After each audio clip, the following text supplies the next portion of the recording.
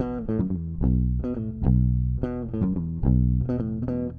there, everybody. I'm Fred Thomas, and you are watching All Things Bike. And today we are speaking with Zach Schmesser, Event Director at the Bicycle Coalition of Maine.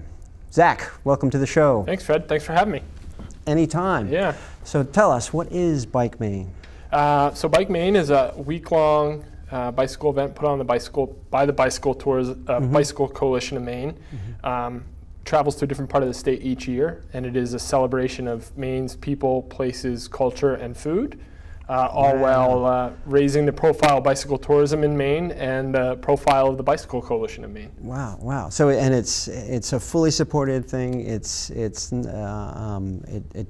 covers different parts of the state over different types of the year. Well, how is it different from some of the other events that the Bicycle Coalition of Maine runs? Well, I think, first and foremost, it's a week-long ride, so it's our longest ride.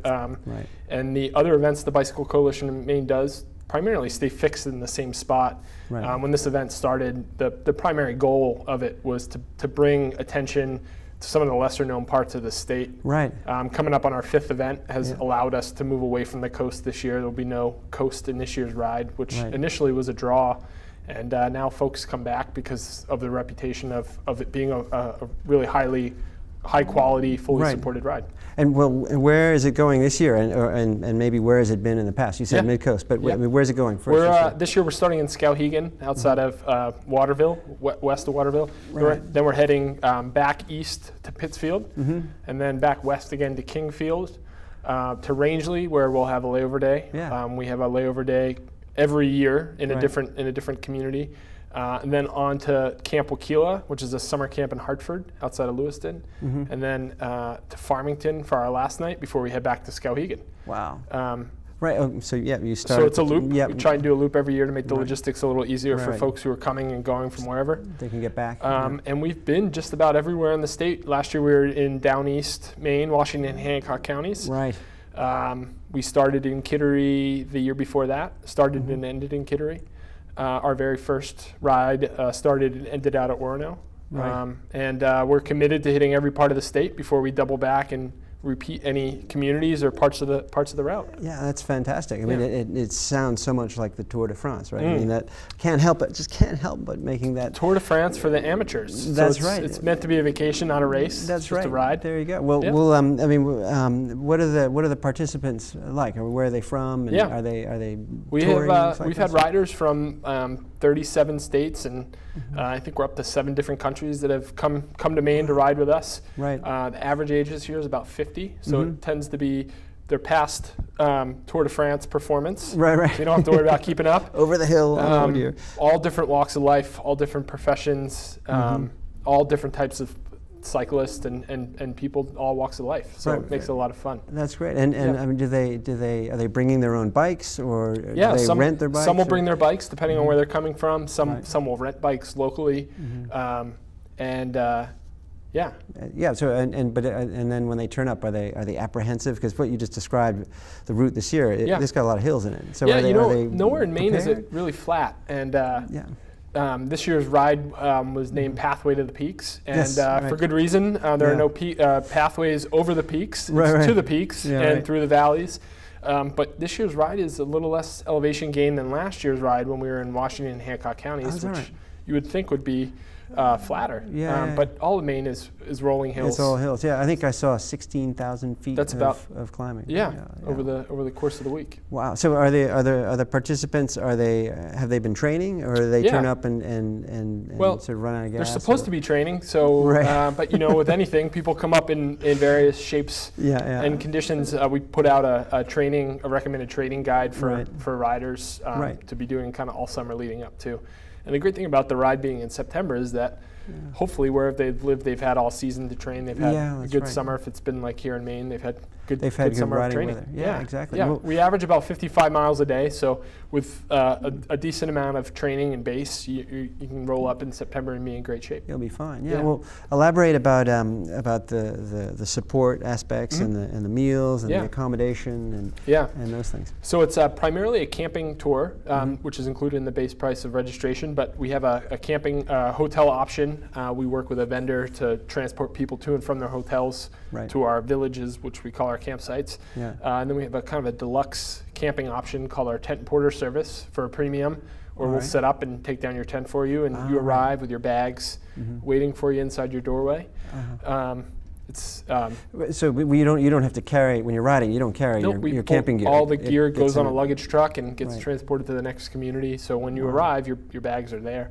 Nice. It is locally sourced as much as possible, fresh foods. Yeah, great. We work with local service organizations in each host community, and we have a partner called the Maine Farm and Seed Cooperative who oversees all the food production to ensure quality and quantity and consistency throughout the week. Right. Wow, that's fantastic. Yeah. So really, the riders can concentrate on just riding and absorbing the view. And I mean, what's a typical day like? I mean, you go around getting everybody out of bed at 9? So folks start getting up as early as 5:30. Okay. Maybe even earlier than that. You know, the still dark. Slam of the porta potty gets everybody up. That tends to be the alarm clock. And then breakfast is from 6:30 to 8:30. And our route's open from 7:30 to 9. And some folks like to pound out the miles and be done. Other folks will stretch it out all day. We have a rest stop on our route and a lunch stop.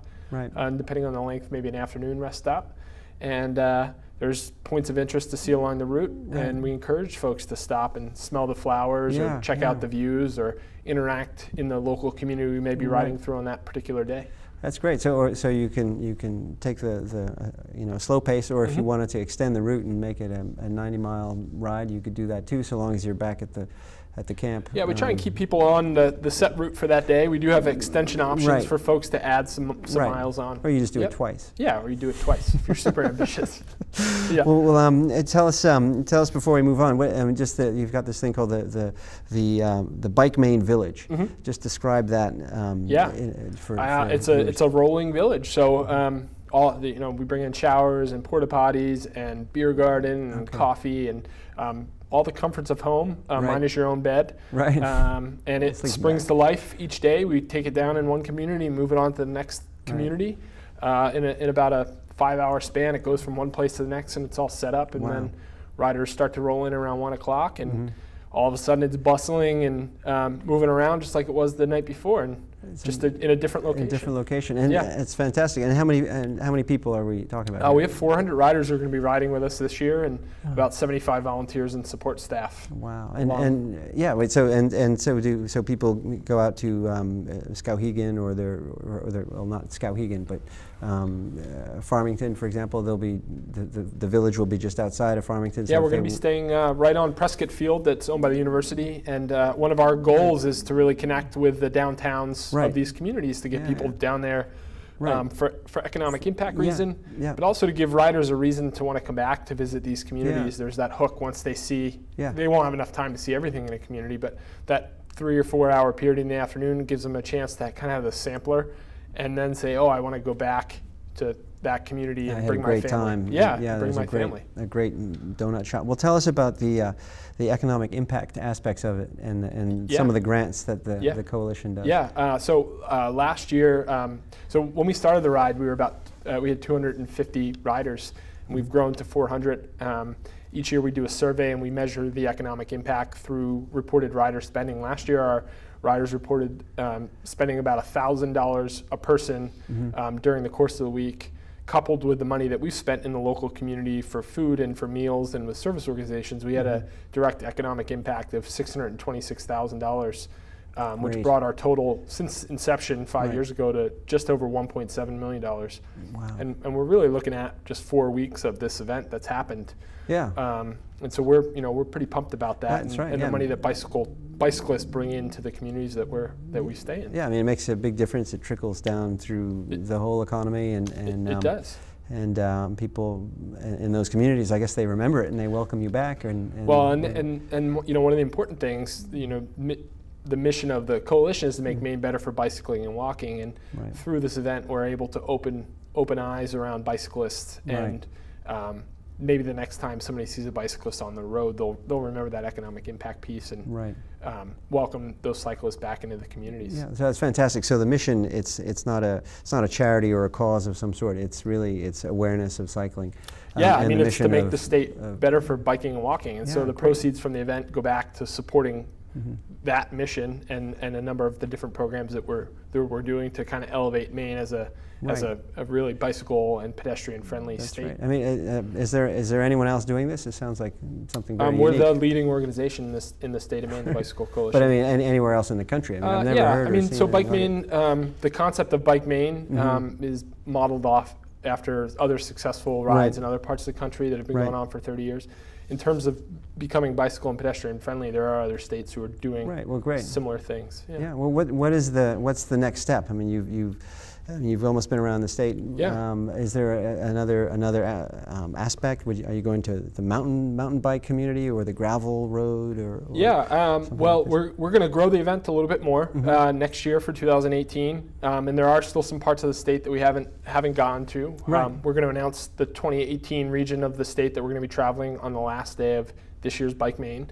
And some of our programming last year, we launched a program called Bicycles Welcome, and it's to train businesses in communities where bicyclists travel, some really simple things on how to be bicycle friendly. So we're really excited about bringing that programming to the communities that we travel to. We have a community spokes program that trains local people in the communities that we're in to advocate for bicycle and pedestrian issues. So we're really working on involving our Bike Maine host communities in that program and getting folks trained as community spokes as part of that program. Wow. And then last year, as a result of some of the success around the Bike Maine event, the folks in Washington and Hancock County started an initiative to build a scenic bikeway to kind of memorialize the route, and that'll be a route that will launch next year in 2018, and really encourage folks to come back and tour that region of the state on their bicycle. Yeah. Hopefully the first of many scenic bikeways in the state. Yeah, no, that's fantastic. It's amazing how a simple event can really have a material, economic, and social impact. Absolutely. And it benefits everybody. Now, tell us some stories, some stories that stick in your mind from these events or these rides. You know, I think one that sticks out to me from the very first year, we were in Castine, and there was a school bus that pulled up, and all the kids got off, and were cheering riders on as they came into Castine in the fog, and that's a story that's kind of unfolded every year. We have school kids. The schools that are on our route, they let them out? They let them out to cheer on riders. We've had school kids that are out interviewing riders as part of the curriculum for school. It's really cool just to see all the many different displays of communities get involved, or people along our routes get involved to cheer on cyclists, and really get excited about it. It's fantastic. I mean, I keep having these flashes of the Tour de France, and now I'm thinking the Tour of Maine, the Northeast only 7-day stage race, but I'm having a moment. I'm fantasizing here. Lights. But exactly. But it could happen. I mean, the infrastructure is there, the roads are there, the routes are there. You just make them a little longer, and you just send them up Cadillac at the end of the end of 100 miles, and you've got something equivalent. But but I mean, is there a chance? I mean, the notion of reaching a broader market or a group of people by changing the type of bike. I mean, does that even make sense? Yeah, you know, I think there are a lot of folks who are doing great stuff around bikes, and there's no reason to duplicate it. There's a lot of great mountain biking effort that's happening in the state. Or have a segment or something. And I think, you know, we've talked a little bit about the gravel segment, one of the fastest growing segments in bicycling, and it really is. There's just the logistic of having people show up with the right bike. Yeah, basically. right, and not having the gravel road go too far off into the wilderness. Exactly. But I think in Maine, I think we're probably pretty well set up for gravel riding. I think we're going to see a lot more of it. No, that's great. Now, just final questions here. Are you going to be doing the ride this year? Well, I rode it all in June. You did? Yeah, and I'll be working during the week, making sure that people are having a good time. But I've ridden it all; it's all beautiful. Good. And one last thing, so how do we sign up and where do we sign up? Yeah, so all the information about this year's ride is on our website, ride.bikemaine.org, or if you Google Bike Maine, right, you'll get there. Top search. Yeah. We have an email newsletter sign up on the right-hand side of our website. We won't spam anybody. We don't sell the list. It's a monthly newsletter that just talks about what we're doing with the event. Right. Important sign-up information. When the region gets announced, folks will be able to get the information. They'll be able to. Yeah. So you have to sign up well in advance, and there might be a wait list. We sold out in March this year, and our waiting list got up to about 80 or so. Right. So it is pretty popular. Well, plan for 2018. Plan for 2018. That's great, Thanks, Zach. Fred. Yeah. Thanks so much for giving us that overview. Yeah. All right, everybody. That was Zach Schmesser of the Bicycle Coalition of Maine and the event director in charge of Bike Maine. You heard him say it. Check it out on the web by Googling Bike Maine. You'll learn more about it there. That's all we got time for right now. Thanks so much. We'll see you again next time. All Things Bike with Fred Thomas is brought to you by Zentis, performance carbon wheels handmade in Austria for road and off-road riding. Zentis, next generation wheels. And Frame and Wheel eBay bike selling services. Time, space, cash. Pick 3. And AD Bikes, the modern face of Austro-Daimler cycling and the bike company of the future.